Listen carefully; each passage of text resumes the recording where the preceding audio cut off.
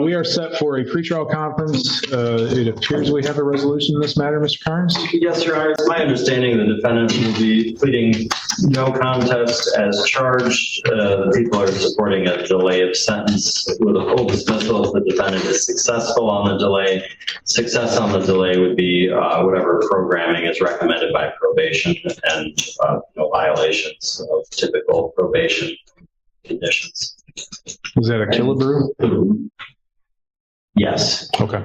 And the reason for the no contest plea is potential civil liability, Your Honor. All right, guys, buckle up, because this judge tells you exactly how it ends before the hearing even begins. A deal is on the table, both sides agree, the paperwork is clean. An 18-year-old stands up to plead no contest. Everyone in the room thinks this is routine. It is not. And so just so we're clear, the success was completion of programming and no violations. Correct, Your Honor. Mr. Hussell? That is accurate, Your Honor. Ms. Jones, have you heard what the attorneys have said the resolution in this case is? Yes. And is that how you wish to resolve it? Yes. Will you please raise your right hand? Do you solemnly swear or affirm that the testimony you give in this matter will be the truth, the whole truth, and nothing but the truth? Yes. Ms. Jones, it's my understanding that the agreement today is that you will plead no contest to assault and/or assault and battery. That is a 93-day misdemeanor and/or a fine of $500, and consecutive sentencing may be imposed if the offense happened in a place of confinement. Now, along with that, there's what's called a Killebrew agreement. And what that is the prosecution and your attorney and you have reached an agreement that you'll be placed on a delay of sentence. And if you're successful with that delay of sentence, the case would be dismissed. Success means that you complete all the programming that your probation officer requests that you do, and you not have any violations. Do you understand that? Yes. Now, if I decide that I do not... The judge walks her through every protection the plea gives her, then reads the police report into the record. A 14-year-old middle schooler curled into a fetal position on a walking trail, kicked, beaten, over words said about someone's dead mother. Then a second video, posted online, captioned, Round 2. not want to go along with that agreement, you have the option to withdraw your plea. Do you understand that? Yes. Additionally, this is going to be a no contest plea due to potential civil liability. What that means is that the alleged victim in this case could potentially sue you for any damages in which she's incurred. A no contest plea allows me to read a document, looks like it's going to be a police report, and use that police report to determine whether or not there's a factual basis to accept the plea and to use that for sentencing purposes. Do you understand that? Additionally, a no contest plea cannot be used against you. So if you were going to plead guilty and this person sued you, that guilty plea could be used against you. The no contest plea means that it's not. Essentially, you're accepting responsibility without saying that you did it. Do you understand that? Yes. And is that how you wish to proceed? Yes. Back on March 31st of this year, were you on probation or parole? No. Were you on bond? And then Ms. Jones, to the offense that on or about March 31st, 2025, here in the city of Cadillac of Wexford County, how do you plead to committing the offense of assault? The judge notes the victim reported no injuries and quietly wonders aloud what civil liability even exists here. Defense counsel steps up with the usual: strong community ties, cooperative, employed, friends in the gallery. Then the prosecution itself calls it a fair resolution and asks the court to approve the delay. And/or assault and battery. No contest. I find the plea is knowing, voluntary, and accurate. As such, Ms. Jones, I find you guilty of assault and/or assault and battery. In particular, on March 31st, 2025, there is a video that shows Ms. Jones hitting, kicking, kneeing as the victim is lying in a fetal position by the what's commonly referred to as the old dam. The court can take judicial notice that is located here in the city of Cadillac. and is between Haynes Street and River or Wright Street on the what's now known as something along the lines of the Green Trail or the Green Pathway. The victim is a 14-year-old middle schooler. The victim reported that she had no injuries.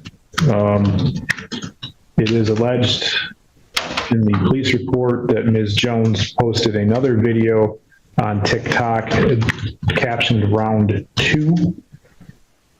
And this appeared to be all over some things that were said about another's deceased mother.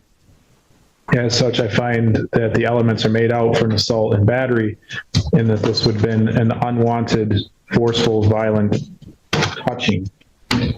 Additionally, I believe the interests of justice are well established here in allowing the defendant to plead a no contest so as to not have her guilty plea used against her should a case of civil liability arise, although I question what the civil liability would be since there's no injuries, but I guess that's not for me to determine. Mr. Carnes, are we able to sentence today? Yes, Your Honor. Mr. Hartel, any allocution? Yes, thank you, Your Honor.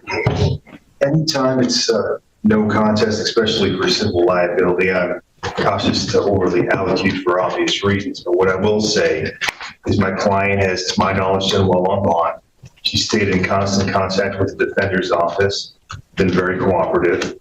She does have strong ties to the community. I don't doubt she'll do well on probation. She's highly motivated to do well and receive the benefit of the delay. I, in these situations, always advise my clients if they don't do well, there is the risk of jail later, the loss of the delay, the public adult record. She's a relatively young adult. She wants to be able to pursue various careers and ambitions. At the moment, she's working at Qdoba. She's aware she owes some money on some older files, but she is going to, I believe, do a wage assignment, if I understand that correctly. She also has some friends with her in the courtroom who've been supportive throughout these procedures, and I don't doubt will continue to be supportive of her as well. I ask the court to uphold the guilty. Thank you. Carnes? Thank you, Your Honor. This is a disturbing incident involving a defendant and a 14-year-old. Clearly shows some lack of judgment, lack of maturity. However, the defendant does not have any prior convictions. I think ultimately this is a fair resolution of the file. I'd ask the court to place Ms. Jones on a delay of sentence up to 8 years. Mr. Carnes, I know the CCH is relatively blank because she's just now 18, but there's some juvenile history, is there not? Your Honor, I don't show that on me, and I am familiar with Ms. Jones on some other things, but not where she was the defendant. So if the court has well, I'm just trying to remember. I remember seems like climbing on top of the school for the 4th of July. Was there charges on that? She reached 18. That was resolved with a civil infraction, I believe. I'm just going purely off memory, Your Honor. I'm going to be very honest with everybody. I don't plan on following this Killebrew agreement. She's an 18-year-old who literally kicked and beat a 14-year-old in a fetal position on the ground because of something that was said about somebody else's deceased mother, and then had the gall to post another video of it on TikTok. That's not somebody who's making a mistake. That's not what this type of thing is designed for.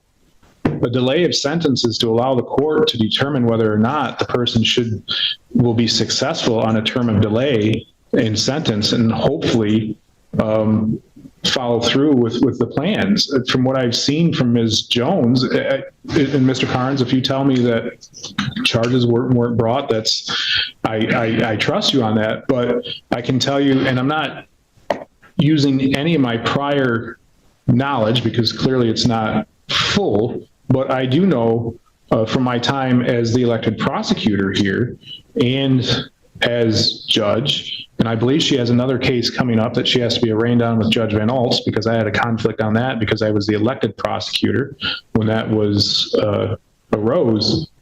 This is not a one-time mistake. Ms. Jones has been in and out of this whether it's this court or the probate court, or somehow tied with other events. I'm not going to make a decision today. What I'm going to do is I'm going to set this over for sentencing, and I'll allow both parties the opportunity to do sentencing memorandums and try to convince me why I'm wrong in my thought process. But as I sit here today with the information I have, I cannot in good conscience let this just get, for all intent and purposes, swept under the rug. Clip 4. Then the judge starts asking questions nobody prepared for. Juvenile history? A rooftop incident? Another case waiting in a different courtroom? He says plainly this is not a one-time mistake and refuses to let it be swept under the rug. No deal. Sentencing memorandums ordered. Like the video, subscribe to the channel, and we'll see you in the next video.